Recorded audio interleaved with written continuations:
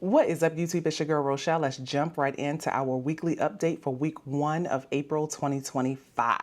Okay, so we were able to bring in a total income of $4,505.23 for the week. Now, I know technically it was the month of March was included, but I like to just do a monthly budget and leave March where it was. It's behind us now. Happy anniversary to us still. But we are in the month of April. Okay, so how we acquired that income. So first off, my husband's W-2, we thought it would be about $3,300.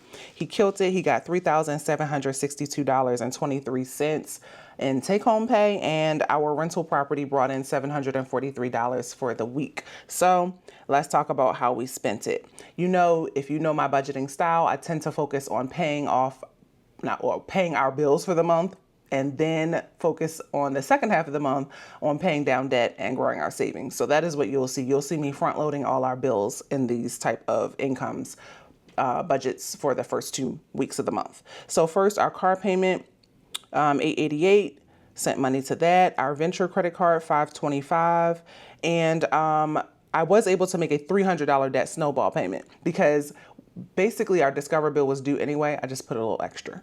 So our credit card for my business, my RA business, is paid off, but you know, sometimes when you pay off a bill to zero, they will still charge you interest from the previous month for maybe the day or two that, you know, your payment it takes to clear or whatever. So it was $4.54. Paid that happily, which meant that we had $1,717.54 go toward debt in the first week.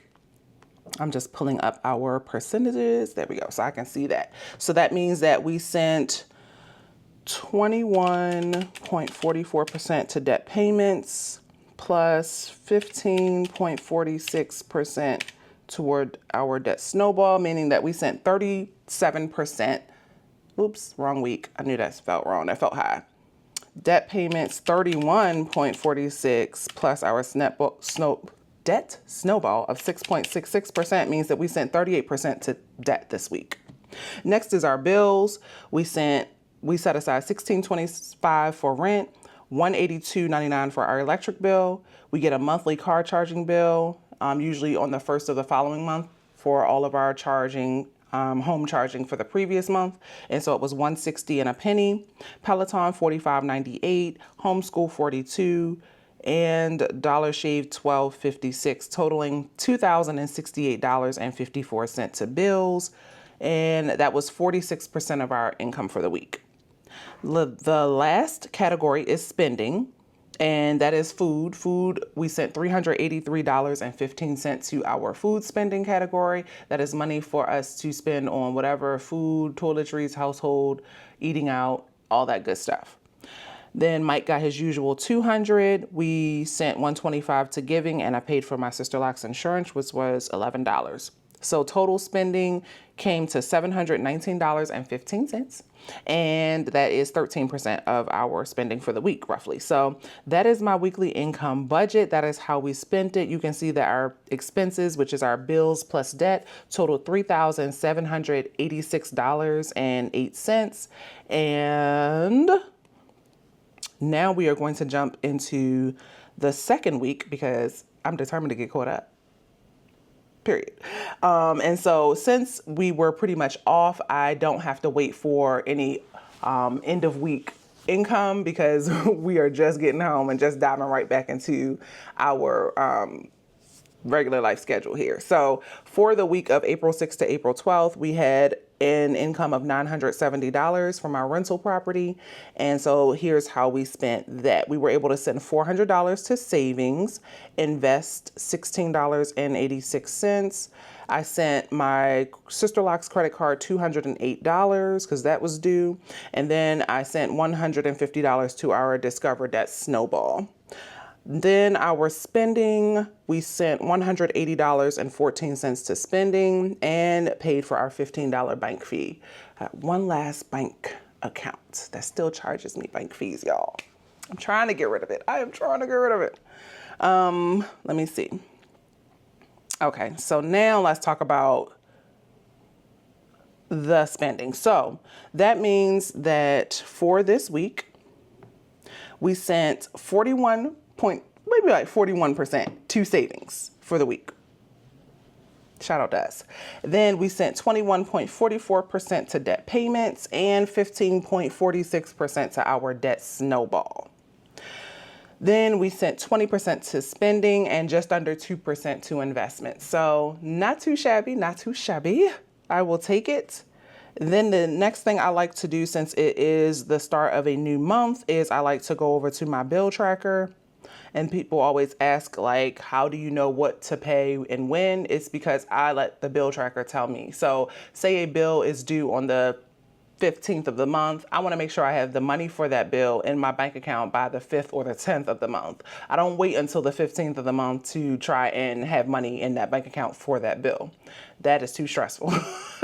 So I try to, make all of our payments for bills that are due before the 15th of the month, make sure that money is sitting in the bank account.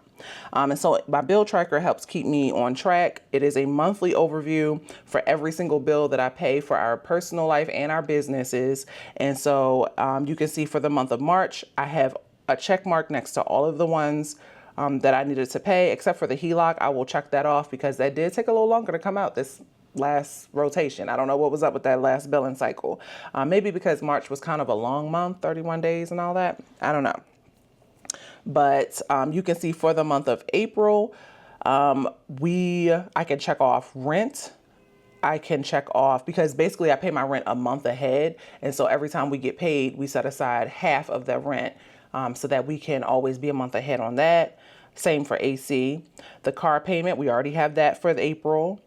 The electric bill, we already paid that for April.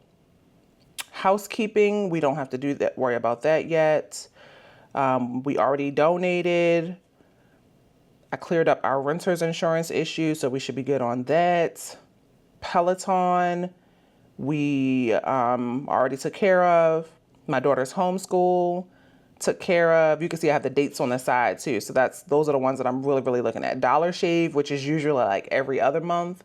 We took care of that for this month. Car charging, done. Property manager, done. Sister Lock insurance wasn't due till the 12th. Went ahead and paid it, done. Even if I can't pay it because it's on auto pay, that money is sitting in the bills account for it to come out. Property taxes aren't due for another couple of months, but I am steadily saving for that. Oh. Then same for the landlord insurance, that is not due until this fall, like September. So we good on that. Now this subscription section is the section that I am really trying to pare down. I'm going to keep Tesla. Excuse me. I like the connectivity service that we have in the car. Netflix, I will keep. Paramount, YouTube Premium, and Walmart. Well, Walmart is reimbursed because of the card that we use to pay it on, so I don't have to worry about that. YouTube Premium, baby, I cannot do YouTube without having the premium. Okay, the ads kill me. No, thank you. YouTube Premium me, please. My annual Gmail, that's a business expense. Disney, I use that for my hair clients. So yeah, I feel like you can see I have a lot of erasing that I've done in this area. It's because I've really been paring down a lot of our categories, a lot of our subscriptions. But we do continue to revisit it because you never know. And if at all possible, I pay for the year. Oh my goodness, please. I can't stand monthly bills. But that is it for today's video, y'all. You can see I am trying to stay on it. I will see you guys in the next one. Until then, you know what it is. Peace, love, and budgets.